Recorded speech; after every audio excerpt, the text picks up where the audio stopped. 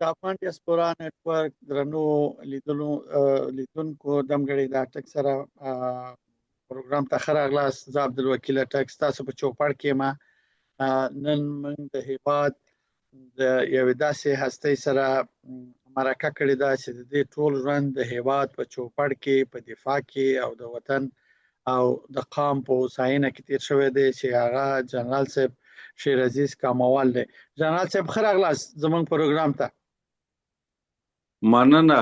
تشکر. خدای راته خوشحاله را د تاسو لیدونکو ته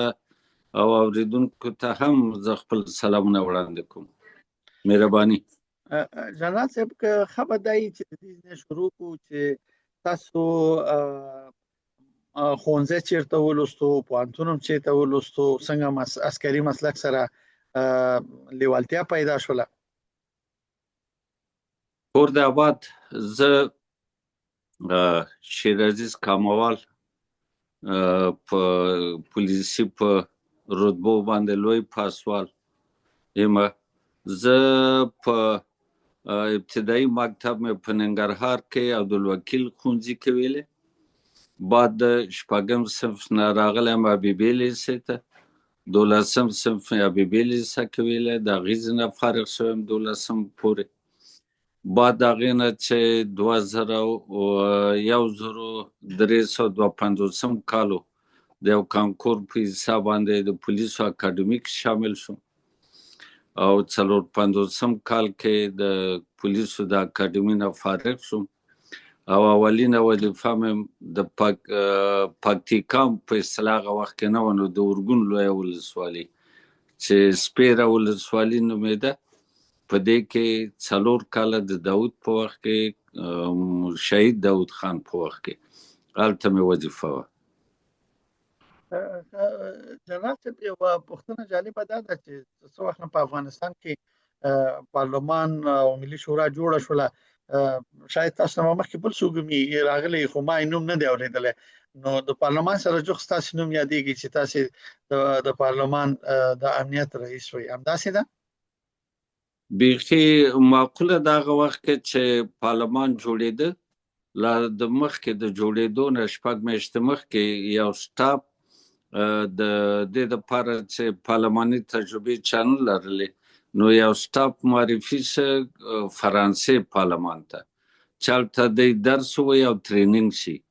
نو په هماغه اساس باندې موږ یو 2 نفره معرفي شو چې تا ته به بهتره معلومات دي او زه هم په هماغه چې نظامي وم، یو جنرال وم، نو زه بیا د امنیتي رئیس په توګه باندې هلته مقرر شوم چې تقریبا 2004 کال نه تر 2014 پورې زه په پارلمان کې امنیتي رئیس وم، یعنې اولین رئیس زه وم امنیتي.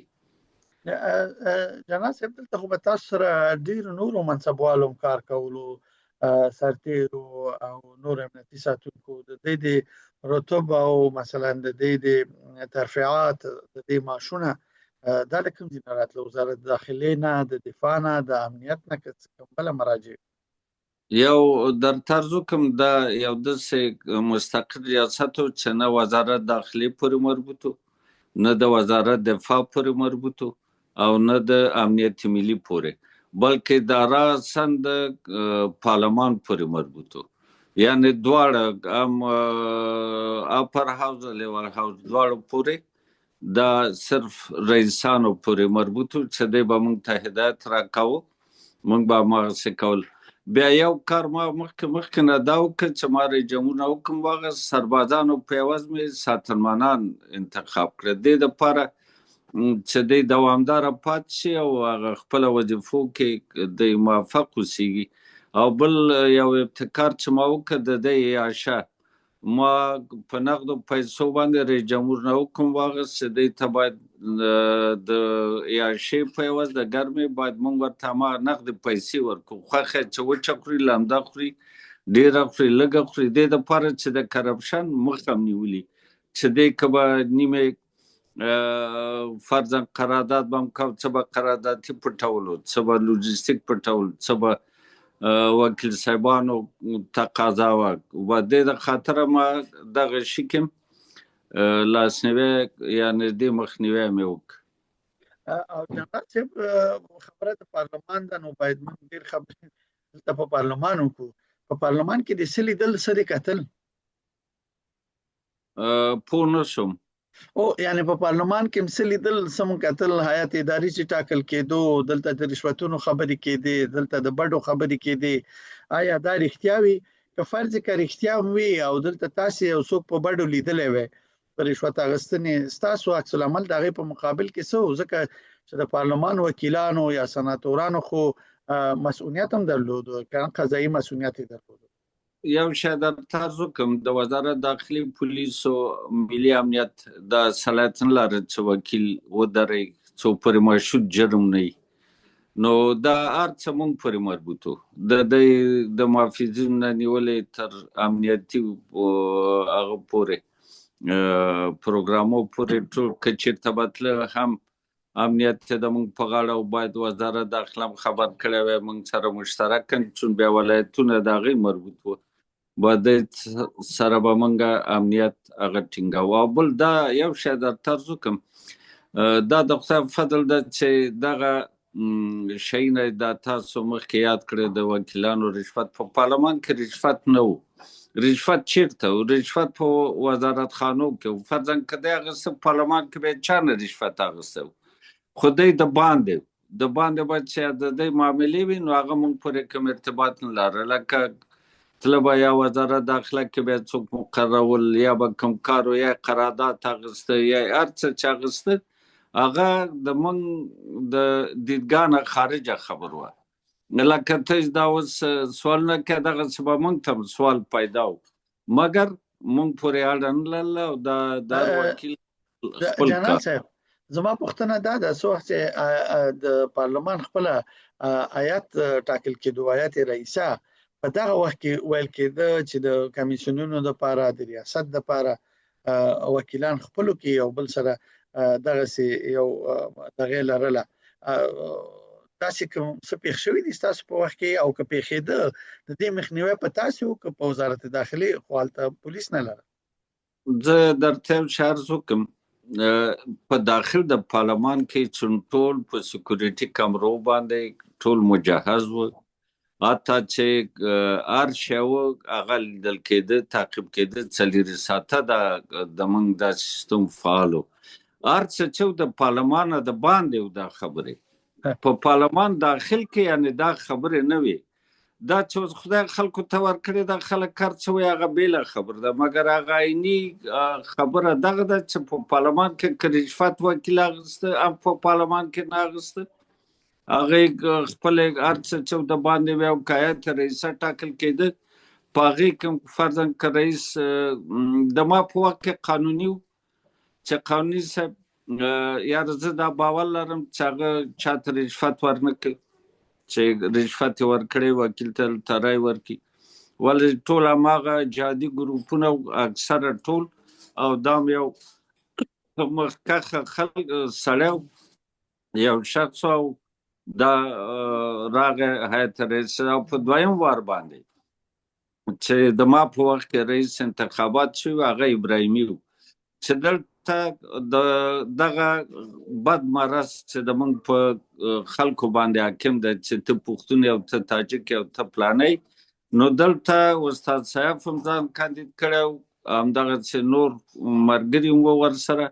دی چې ځان را کاندید کړي و، په دې کې یو هم رای نه وړه. نو بیا دی داسې پارلمان وکیلانو فیصله وکړه، ډېره ښه فیصله، چې نه به پښتون انتخابو، نه به تاجک، مګر ازبک راولو هغه انتخابوي، چې هماغه ابراهیمي ځان کاندید که او رای یې وړه رئیس پارلمان. څه بعد د هغې نه چون زه تبدیل شوم، بعد د 14 کلونو دغه 2 دورې د ما په مخ کې وي، بعد د هغې نه چې څوک راغلي هغې کې زه نه وم، چې هغې کې اوازې هم ډېرې وي او خبرې هم ډېرې وي، چې هر څه پېښ شوي و پکې، هغه ټولو خلکو ته معلومه دي، مګر هغې وخت کې زه خوشبختانه پارلمان کې نه وم. جنرال صاحب منګه لیده او په تلویزیونونو کې او همدارنګه هلته تاسو خو معلومات هم دی چې وخت کې ما په پارلمان کې او ماموریت درلوده د وکیلانو په منځ کې سناتورانو په منځ کې به چې کله د قوانینو په سر یا د هیئت رئیسه په سر باندې شخړې راتلې او دا تشنج ته تللې ستاسو مسؤلیت به په دې وخت کې څه و؟ خشونت ته به چې تلې دا د رئیس تملس پورې اړه لرله. هغې به د موږ نه تقاضا وکړه چې دلته مداخله وکړئ. بیا به موږ هغه هلته مداخله کوله چې ویډیوګانې ټولې شته، تاسو ګورئ چې اکثره وکیل صاحبانو چې دا خشونت کوه هغه به موږ ته وویل شو د هیئت اداري د خوا نه، خصوصا د رئیس مجلس د خوا نه، هغه به موږ د لاس نه ونیو او د پارلمان نه به مو ویست یا د مشرانو جرګې و که د ولسي جرګې و. هغه وکیل به موږ د باندې که شخړ ته به نه پرېښوده. حتی دی به چې هغه بوتلو باندې کوم وار مار کوه، حتی د موږ پرسونل به پکې ولګېده. د موږ ښځینه پولیس وې چې په ملکي کالو کې به وې، همدغسې هلته داخل د تالارو کې د موږ هم پرسونل په ملکي کالو کې و چې هغه د چا تشخیصېده نه، هغه څوک چې بلد نه و چې دا څوک دی. نو دی به هلته مداخله موږ کول او دا جنګ به خلاصاوه او بیا جزا ورکول او معرفي د یو وکیل یو ارګان ته، هغه بیا د هیئت اداري صلاحیت و، یعنې هغه بیا د موږ صلاحیت نه و چې چېرته معرفي کړو. جنرال صاحب دا خو تاسو ته معلومه ده چې افغانستان کې ډېر زیات جنګونه وشو، ډلې شوې، ټپلې شوې او په دې بیا وروسته پارلمان جوړ شو. په پارلمان کې ډېر عجیبه دا وه چې جنرال صاحب بولومي یا نور دا زموږ چپیان د استاد صاحب سره په یو چوکۍ کېناسته، دا تاسو ته زړه پورې نه وه؟ دا ما دپاره زړه پورې وه، بلکې ډېر د یو خوشحالۍ ځای و چې موږ فرضاً 20 کاله یا 30 کاله یا 400 کلونه سره جنګ هم وکړ او موږ نن بیا افغانانو بیا هماغه ورونه دا چې د غټو قدرتو په توطیو د څو ښکارو او بیا چې موږ مستقل شو نو هر څوک حتی ګلاب زوی صاحب و، علومي صاحب و، داسې نور و، هغه وکیل صاحب چې شهید شه نوم یې رانه دې وخت کې ارشاد هلمند، نو قهرمان او جبار قهرمان، همدغسې نور ټول سره په یو میز باندې په یو چوکۍ باندې په یو کمیسیون کې به سره و. نو دا ما دپاره د خوشحالۍ ځای و ډېر. او دوی خپلو کې په دې مجلس کې بیا خپلو کې څنګه برخورد کول؟ لکه یو بل ته د دشمن په سترګه کتل که نه، دلته یو بل ته د دوست او د ملګري او د همکار او د یو دغه په سترګه کتل؟ والله صادقانه درته وایم ډېر صمیمي و، ډېر صمیمي، د ورورولۍ فضا یې وه، ډېر به یو بل سره کېناستېده. دوی دا شخصي مېلمستیا به چې وې دې کې به موږ ګډون کوو چې لیده به مختلف خلکو، حتی د هغه یو په دې اخرو وختو کې د طالبانو یو شخصیت هم ملا صاحب راکیټي، هغه هم د زابل نه راوړې وه، همدا به ټول سره ولا یو ځای په یو دسترخوان به په اصطلاح سره ناست و. او شخصي نظر د اختلاف بېله خبر ده چې قانون ته څوک رای ورکوي څوک یې نه ورکوي، مګر نور شخصي حسابو باندې ډېر سره، یعنې هم پکې چاپیان و، هم پکې د طالب د ګروپ راکیټي صاحب و، هم پکې مجاهدین و چې اکثرت هم مجاهدین و، مګر دا ټول سره لکه ورونو غوندې ګزاره کوله. او ډېره زړه پورې ده. او جنرال صاحب ستاسې دپاره صحیح ده چې تاسو به یو چاته د وکیل په توګه رایه ورکړي، ستا د خوښې وکیل په پارلمان کې څوک و؟ د ما د خوښې وکیل اوس ونه وایې چې شریف کاموال و، هغه خو د سره نه منم. نه والله رایم چې موږ ورکړې ده، خو همده ته م ورکړې وه، خو یو 2 وارې د انتخاب هغه ځان یې کاندید کړی و. که دا و زه د بل چا نوم اخلم دا به بیا دروغجن شم. او تا مخکې نه ویلې چون دا د موږ وړکیا موږ سره غټ شوی او موږ ته معلوم و، نو دې د خاطره یاره دروغ به نه وي او رایم ورکړې. دا نور ملګري وکیلان که د ما غږ اوري چې خفه نه شي، او دا مې چاته ویلي هم نه دي چې ما چاته رایه ورکړه، خو اوس تا پوښتنه وکړه، اوس هغه وخت نه ده ځکه مې درته ویلې ول دا یو راز ده که نه. جنرال صاحب یو عمومي پوښتنه به وکړم، بیا به ستاسو د مهاجرت ژوند ته راشو. د پارلمان یوه 10 کلنه یا 12 کلنه تجربه ستاسو دپاره بیا د دیموکراسۍ د یو مرکز یو د منځي په توګه چې د افغانستان په تاریخ کې موږ پخوا هم پارلمانونه لرل، خو د هغې سره په یو څه متفاوت حالت کې چې مطبوعات هم ډېر آزاد وو، د خلکو پوهه د پارلمان په هکله باندې ډېره زیاته وه، او ستاسې خپل یو دغه اوس د بده مرغه موږ پارلمان نه لرو په یو بل جنگي حالت کې یا مثلا په یو بل پړاو کې، نو ستاسې د پارلمان د تجربو د پارلمان د اړتیاو په نظر د یو مملکت دپاره چې څومره اړین دی پارلمان د قوانینو د جوړولو د مرکز په توګه، ستاسې یوه لنډه تبصره غواړم. نو وروره ډېر مهم سوال دی که پارلمان دا هغه دا رژیمونه یعنی دولتونه فرق کوي که نه، د هر چا هغه سیاسي کړنې فرق کوي. په داسې وخت کې چې پارلمان راغی بعد بند کنفرانس نه د کرزي صاحب په وخت کې اولین وار بعد ډېرې غټې وقفې نه پارلمان راغی او دلته په افغانستان کې 4 لسیزې جنګ و، خلک د هر شناسۍ ده یو تعداد خلک به پیدا، مګر زموږ د کلو د اطرافو د ولسوالیو خلکو ډېر لږ معلومات د پارلمان په مورد کې لرل. مګر زه چې داسې فکر کوم په افرادو اشخاصو بیا نه غږېږو، مګر ډېر یو ښه اقدام و د پارلمان په یو جمهوري نظام کې چې پارلمان هلته وي لکه د موږ نظام چې دې کې پارلماني بیل یو قوه وه، اجرایه بیله یو قوه وه، قضایه بیله یو قوه وه، او د هر تفکیک د صلاحیتو د یو بل په اموراتو کې مداخله نه کوله او مداخله قانوني هم نه وه. نو دې دپاره دا په هر مملکت کې چون د خلکو نمایندګي کوي وکیلان او پارلمان د خلکو غږ اوري او مسؤلین ته وایي او هغه قوانین جوړوي چې د جامع په ګټه باندې، نو دا اړین زه بولم دا باید پارلمان ته داسې په هغه سترګه ونه ګورو داسې ډېر ضعیف او حقارت په سترګو، بلکې دا یو ډېر عمده رکن ده په یو نظام کې. جنرال صاحب د پارلمان په هکله یوه وروستۍ پوښتنه، ستاسې تقرر هلته یا مثلا ستاسې په امورو کې د امنیت په امورو کې هلته آیا تاسو باندې سیاسي فشارونه راتله د وکیلانو د خوا نه، د رئیس د پارلمان د خوا نه، خود د تقرر په هکله باندې یا د نورو ارګانونو د خوا نه د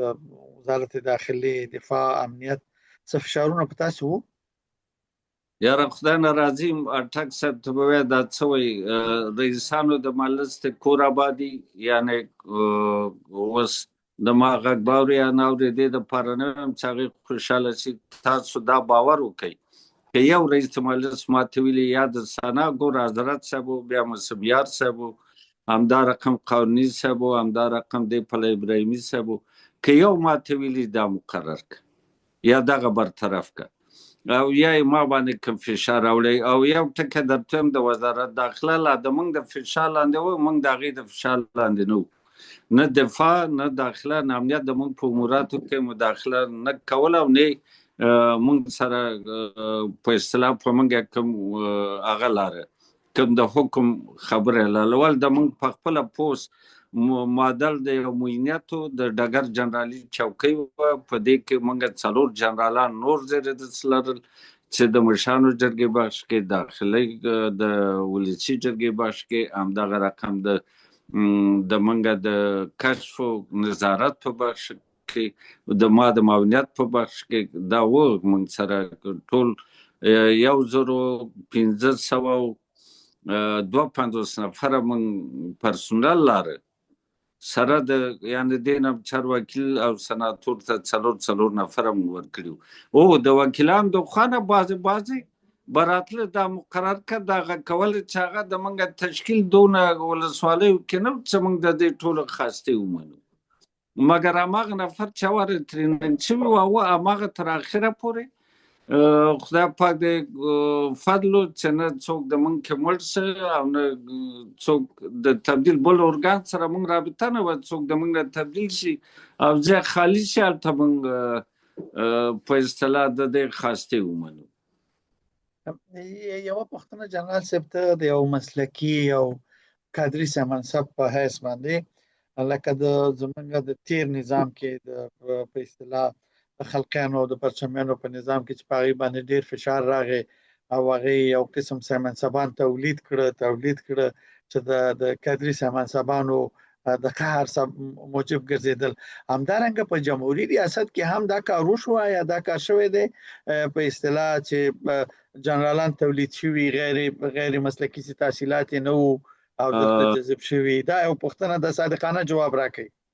دا به صادقانه درته وایم دا صرف په جمهوري نظام کې نه بلکې دا د مجاهدینو د راتګ سره سم دا پروسه شروع شوه چې تحصیل چا نه لري ډګر جنرال او ستر جنرال ښې پېژني څوک شه پلانې ستر جنرال ده پلانې ډګر جنرال ده پلانې برید جنرال چې مارکس ته باید نه وتې الف ته یې لکړه ویلې بي ته تبرزین دا او په جمهوریت کې هم همدا رقم چون سیاسي فشارونه د همدغه سیاسي ډلو د خوا نه په جمهوري مقام باندې به ډېر و بس دا بیا ورته ویلې دغه لکه یو ورک او نوم بیا نه اخلم خو ډېره وړکې د وزارت داخلي او منصب چې هغه تورني یا جګړني هغه ته یې وارې وایي ته جنرال برید جنرال زه وروره وزارت دفاع کې لوی رسېدې تاسو وګورئ دا په خپله یو غټ خیانت کوي یا د ملکي ادارو نه د هغه نه راوله د صلح د شورا نه یو ملکي مامور هغه کېنه او نن هغه ډګر جنرال د هغه وروره د هغه د ریاست جمهوري دعوا کوي. نو دغه منصبانه موږ لرل موږ ولید چې ډېر واړه یو واره ډېر په غټو رتبو او موږ خلکو ته ویل هغه څوک چې کدري او هغه منصبانو تاسو والا وایي وظیفې نه شئ اجرا کولی مستقل تاسو مستقل تقاعد هستئ چې ټولو هغه جنرالانو چې عربي پوهنتون د پولیسو اکاډمي او د 15 کاله او 40 کاله کار کړی هغه بیچارهګان ټول تقاعد شو ټول ته به معلومه او وار هغه جوان سازي په نوم باندې ځوانانو دغه نتیجه وه چې موږ تاسو ولیدل. جنرال صاحب ډېره مننه ستاسو د ډېرو کره او دقیقو دغه د الفاظو او ټکو نه. نو دمګړی چېرته اوسېږئ؟ وطن کې زه په استرالیا کې اوسېږم. څنګه د نوې ژوند نوې کور په دې پردي وطن کې د یو ستر انسان په توګه چې په وطن کې په افغانستان کې مطرح وي ستاسو یو مقام اوس دلته د یو عادي وګړي په توګه باندې د یو ناوطنه او بېکوره وطن بېکوره انسان په توګه د ژوند څومره سخت تمامېږي؟ زه یو شی درته عرض وکړم وطن ده چا چې په وطن کې خاپوړي کړي هغه هېڅ وخت نه هېرېږي. وطن ده مګر استرالیا د موږ دویم وطن شه. دا یو ټکی درته عرض وکړم چې دلته د موږ ژوند د خدای فضل ده ښه ده څنګه چې هلته عینا ژوند دلته هم شته ولې هلته هم دا خو موږ پسې جنرالانو د بعضو هغه پاک خلکو ناپاکه یو ترازو باندې تلل کېږي ولا وایي ټول رشوت و او پلانې او دا آیا په پارلمان کې به چا ماته رشوت راکړی او چا نه به مې اخیستی مګر دلته زه ګورم چون کابل کې هم زه هماغه یو بلاک چې ماته راکړل شوی د حکومت نه او په قسطو باندې هماغه کې هلته هم اوسېدم دلته هم دا د په یو کور کې اوسېږم ژوند مې ښه ده تداوي دلته د موږ مفته ده په اصطلاح د ټولو بعض ضرورتونه چې دي هغه ښه دي اسانه دي بل دلته داسې مملکت ته چاته نه څه ویلی ته تورې ته سپینې ته ښایسته ته بدرنګې او بل ښه خبره دا ده چې دلته د مذاهبو ازادي ده هیڅ مذهب دلته ممانعت نه لري موږ د جمعې په مانځه کې ځو اټک صاحب که دلته دروغجن درته نه شم حتما د استرالیا خلک به هم دا ګوري موږ په هره جمعه کې صرف په دا یو جمعیت کې د موږ د عمر فاروق حضرت عمر فاروق جمعیت چې موږ ته لنډ ده. په دې کې موږ د جمعې په هغه کې د 500 د 600 پورې خلک موږ دلته راټولېږو او دلته جمع کوو. اختر په مانځه کې خو چې په جمعیت کې نه ځایږو، ټول راټولېږي، ټولو مساجدو خلک په خدای باور وکړي چې سټیډیوم او یا لوی پارک چې باران ودانۍ هغه نیول کېږي. دې دپاره خپل لمونځ خپل عبادت کوو. حتی د موږ مساجد سره کمیونټیګانو سره کومک کېږي د استرالیا دولت لخوا نه. نو زه ته ممنون یم په دې شي باندې چې دی هر چاته خپله ازادي ده. که څوک هندو ده هماغه آیات شریف ته چې وایي لا اکراه فی الدین قد تبین الرشد من الغی، زور نشته وروره دین باندې چې ته په کوم دین باندې اوسېږې. باید ټول ابراهیمي دینونه دي او ټول ته احترام لرو او اسلام د موږ دین د موږ قبول کړی او دې خلکو هم را سره قبول کړی د موږ ټول مناسکو ته لبیک وایي او موږ دپاره ازادي ده. ډیره ښه خبر دی. واقعا غربي نړۍ د مذاهبو ازادي لري او د انساني ژوند د کراماتو لپاره ډیر احترام لري. نو خپلو کې سره راټولېږئ، خپلو کې د وطن په هکله خبرې کوئ. زه اورم چې په استرالیا کې خصوصا ستاسې شاوخوا ټول د افغانستان مشران او هلته سیاستوال، وکیلان، جنرالان سره خواوشا نږدې هستئ. یاره خوشبختانه دلته چې دا د منګه څوک دي د پخواني د حکومت خلک، زه داسې ګورم یو هم د جنګ طرفدار نه ده چې منګه په وطن کې د جنګ د لار نه مخکې لاړ شو. ټول همدا وایي چې د دوحې معاهده د انکشاف وکړي، شروع دي شي، بیا د دوحې پروګرام په اصطلاح شروع شي، خپل افغانان د سره کینی، که طالب د هم افغان ده او که دا خلکو هم افغانان دي، دا وطن د ټولو مشترک کور ده، هیڅ څوک نشي نفع کولی. ګوره موږ چې دا ډېر خلک دفع کړه. اول چې د بن کنفرانس جوړېده اول سر کې که فکر دی موږ طالبان د سانې نه ویستل چې هغه ګوره طرف و، هغه باید په دې کې ناست وی، اوس به دغه مشکلات نه و. بیا د دوحې په کنفرانس کې بیا د منګه حکومت لاړه د سانې نه ووته یو طرف ته شو. خو د منګه خواهش دا ده چې په جنګ باندې نه کېږي او په زور هم کلي نه کېږي. راځئ ټول سره افغانان یو، د یو وطن یو، یو بل سره پیژنو، هماغلته ټول په خوشحالۍ په مینه محبت سره د وطن کې ژوند وکړو. هر هغه شی چې خلک غواړي، اکثریت غواړي، هماغه ته د موږ لاسونه جګ دي. با د موږ دلته ولا کینو همدغه خبرې دي. موږ داسې خلک نه یو چې د جنګ طرفدار اوسو. که موږ د جنګ کولی نو ولې راغلو؟ خو باید جنګ ته هم دوام ورکړی وی، لا پې باید شته وهو اوس. نو د جنګ قدرت دې دپاره چې د منګه سم هوایي فوج نه لاره، منګه توپچي قوا نه لرله، منګه رادار نه لرل، نو همدغه موږ کې دا ظرفیت هم نه و چې د موږ وزیران اکثره غیر مسلکي خلکو د دې دفاع چې موږ قلندر مملکت نه موږ یوه تیاره غوښته وه، 450 مملکت ته بیا یو تیاره راکړې وې، 450 تیارې به وي. یو رادار هم یو چا نه غوښتی وی، هم راته بیا رادار هم راته پرېښی و. نو موږ د جنګ لا پیچاب څوک وهي زه طرفدار نه یم. زه باید وایم چې د صلح او مذاکرې د لار نه خبر حل شي، دا به ښه وي. جنرال صاحب ډیره مننه سره د دې چې تاسې د دنیا په شاق کې اوسېږئ او تاسې باندې به شپه وي او په دې توره شپه حاضر شوئ چې زموږ سره د افغان ډیاسپورا نیټورک دمګړی د اټک سره زړه خواله وکړئ او په داسې موضوع موږ سره وګړېدئ